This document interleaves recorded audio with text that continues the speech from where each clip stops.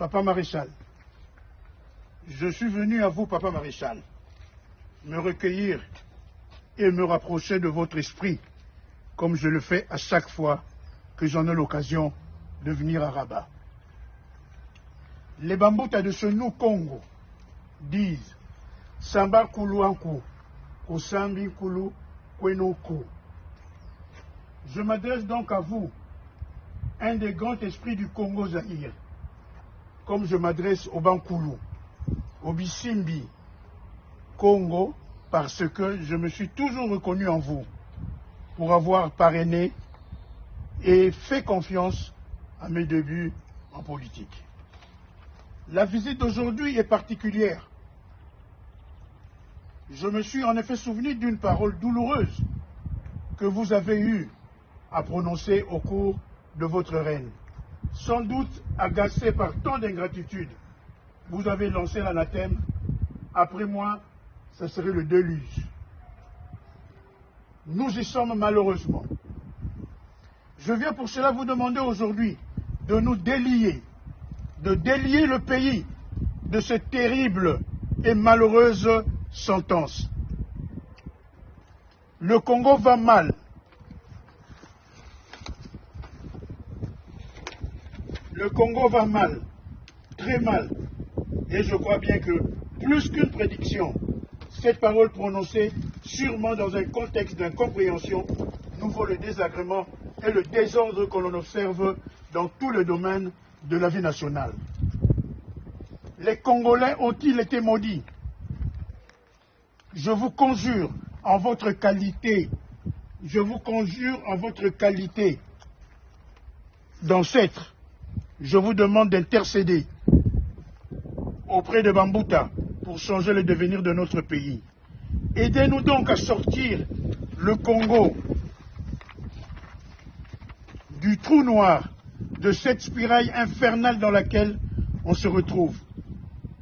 Le régime actuel veut changer la constitution à la demande de quelques-uns de cartérans inféodés de son parti politique pour plaire à un individu, oubliant les enseignements tirés de toutes ces années de chaos et d'instabilité que nous traversons depuis votre départ du pouvoir. Après de longues années au pouvoir, vous étiez en effet confronté à des revendications qui ont nécessité des réformes institutionnelles. Votre grandeur a été d'associer toutes les couches sociales aux consultations populaires avant de décider des changements institutionnels à opérer. Certes, la démocratie a mis un temps à s'installer, mais vous avez tracé le chemin en ouvrant la conférence nationale souveraine et la suite a été plus difficile. La constitution d'un pays, un socle qui définit les conditions du vivre ensemble pour l'héritage de l'unité nationale dont vous avez été le champion. Après l'ancêtre Joseph Kasavubu, l'ancêtre Patrice Emery Lumumba et tant d'autres ancêtres du Congo Zaïre. Nous, tes descendants, nous espérons que les changements qu'on voudrait expérimenter se feront dans le consensus et l'unité. Nous espérons que la démarche pour aborder ce nouveau tournant sera inclusif et nous ferons le nécessaire pour éviter au pays la discooptation. En restant fidèles à vos idéaux sur l'unité des Congolais, nous ferons tout pour éviter le repli identitaire sur base des visées tribales ou régionalistes afin que le Congo Zaïre soit un seul.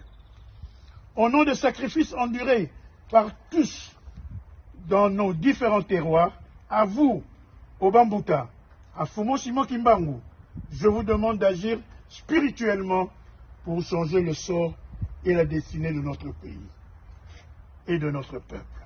Papa Maréchal, cette réplique aurait pu être dite chez vous à Guadeloupe.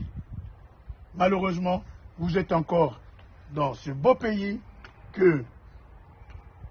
est le Maroc, qui vous héberge, ainsi qu'avec beaucoup de notre chers parents.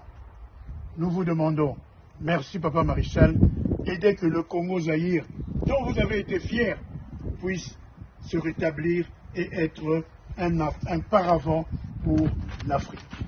J'ai dit, et je vous remercie, Papa Maréchal, fait à Rabat le 9 juin 2024.